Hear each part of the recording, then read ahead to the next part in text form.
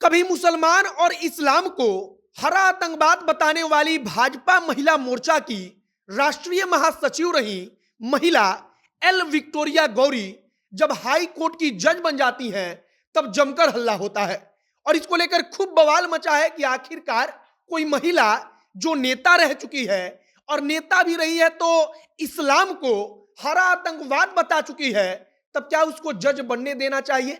Supreme court में 22 वकीलों की फौज पहुंचती है और एक याचिका दायर की गई और कहा गया कि इस महिला को जज बनने से रोक लीजिए क्योंकि यह महिला जज बनने के लायक नहीं है। लेकिन सुप्रीम कोर्ट ने याचिका को खारिज कर दिया और मुहर लगा दी कि यह महिला जज बनकर हाई कोर्ट में जजमेंट पढ़ेगी और उसी के बाद से मद्रास हाई कोर्ट की जज बनने वाली विक्टोरिया गौरी को लेकर हंगामा मचा हुआ है। हम सब सुनते रहते हैं कि जज बनने के लिए बड़ी पढ़ाई करनी पड़ती है और शायद विक्टोरिया गौरी ने बड़ी मेहनत से पढ़ाई भी की और जब जज बनने का समय आया तो हंगामा खड़ा हो गया। लेकिन क्या कानूनी तौर पर कोई ऐसी महिला जो नेता रही हो और नेता भी ऐसी जो किसी एक धर्म को आतंकवाद कहती हो, तब क्या वह जज बन सकती है?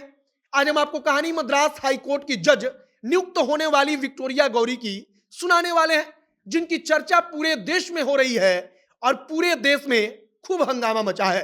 भाग्य नमस्कार, मेरा नाम है मोहित कुमार सिंह और आप देख रहे हैं हमारा विशेष कार्यक्रम एक्सप्लेनर। भारतीय जनता पार्टी की महिला मोर्चा में महासचिव के पद पर एल विक्टोरिया गौरी काम कर रही थी और वह एक फायर ब्रांड महिला नेता हुआ करती थी। हिंदुत्व के लिए आप कह लीजिए कि जैसे पोस्टर बॉय होता है वैसे पोस्टर गर्ल थी विक्टोरिया गौरी, क्योंकि उनके हिसाब से इस्लाम हरा आतंकवाद था और ईसाई सफेद आतंकवाद। जब खबर आई कि Victoria Gauri Madras high court में जज बनने वाली हैं तब हंगामा मच गया और वकीलों की एक फौज तुरंत सुप्रीम कोर्ट में पहुंची और सुप्रीम कोर्ट में जाकर कहा गया कि उच्चतम न्यायालय इस महिला को जज बनाए जाने पर रोक लगा दे, क्योंकि महिला तो जज बनाए जाने के लायक ही नहीं है, क्योंकि इनके बयान वैसे हैं, वो भाजपा की नेता रही हैं।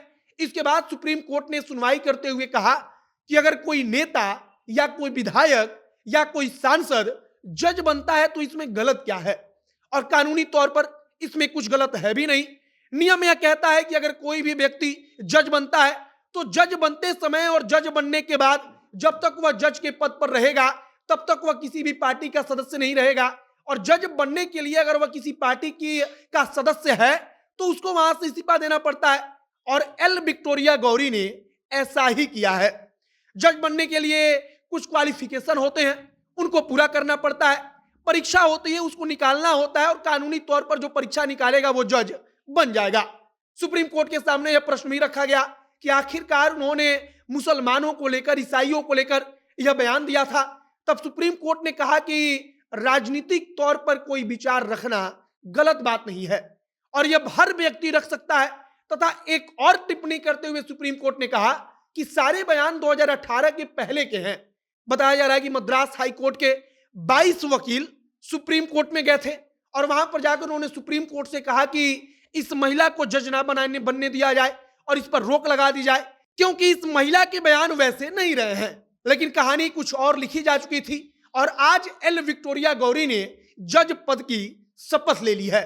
अब आखिरी में हम आपको कानून के हिसाब से बता देते हैं कि इसके पहले भी कई सारे ऐसे जज रह चुके हैं जो पूर्व में विधायक बन चुके थे या फिर किसी सरकार में मंत्री तक रह चुके थे और इसके बाद उन्होंने जज पद की शपथ ली थी और बाकायदा उन्होंने अपना कार्यकाल पूरा किया था। तथा इस हिसाब से इस समय विक्टोरिया गौरी का भी जज बनना गलत नहीं है और सुप्रीम कोर्ट ने तो खुद इस बात को कह दिया है कि किसी भी व्यक्ति का राजनीतिक तौर पर किसी भी प्रकार का विचार रखना गलत बात नहीं है।